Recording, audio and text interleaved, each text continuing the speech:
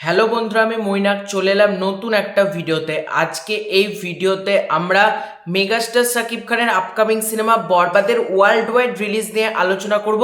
এবং আমি তোমাদেরকে যখন ওয়ার্ল্ড ওয়াইড রিলিজ ডেটটা বলেছিলাম, সেটাই কিন্তু হতে চলেছে। প্রযোজক শাহরিন আক্তার সুমি বেশ কিছু আপডেট আমাদের সাথে শেয়ার করেছে যে কবে কোথায় বরবাদ রিলিজ করতে যাচ্ছে, কোন দেশে এবং কটা দেশের নাম এখনো পর্যন্ত চূড়ান্ত হয়েছে সেটা প্রযোজক শাহরিন আক্তার সুমি কিন্তু নিজে ব্যাপারটা ক্লিয়ার করেছেন।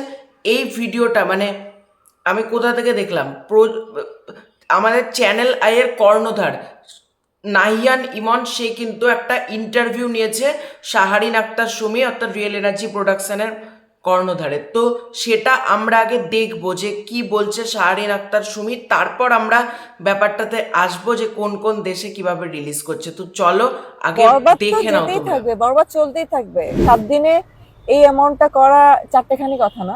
এটা কি এক্সপেক্টেড নাকি আনএক্সপেক্টেড না না, রেসপন্স? এটা আনএক্সপেক্টেড রেসপন্স। ডেফিনেটলি 7 দিনে এই অ্যামাউন্টটা করা চারটেখানি কথা না।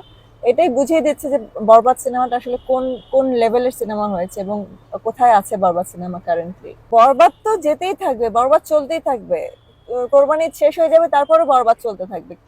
আমার মনে হয় যে আমরা এটা যদি 2 মাস ঠিকঠাক মতো চলে, এটা ইনশাল্লাহ 100 কারোরের ঘরে নাম লেখাবে। আপনারা কি এটা অফিসিয়ালি জানাবেন কিনা? অবশ্যই জানাবো।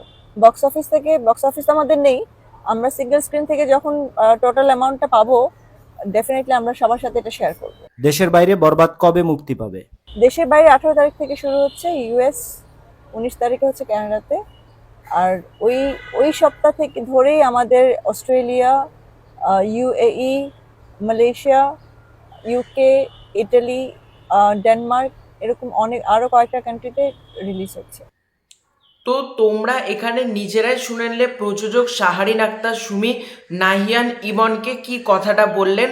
তো আমি তোমাদেরকে তো বলেছিলাম যে 18 তারিখ থেকে বরবাদের তোমরা ওয়ার্ল্ড ওয়াইড রিলিজটা এক্সপেক্ট করতে পারো। তো আমার আপডেট কিন্তু পুরোপুরি সঠিক বলা যেতে পারে। 18 এপ্রিল রিলিজ করছে ইউএসএতে, 19 এপ্রিল রিলিজ করছে কানাডাতে, এছাড়াও সেই সপ্তাহে রিলিজ করছে Australia, UAE, Malaysia, UK, Italy, Denmark. এই জায়গাগুলোয় কিন্তু রিলিজ করতে চলেছে বরবাদ।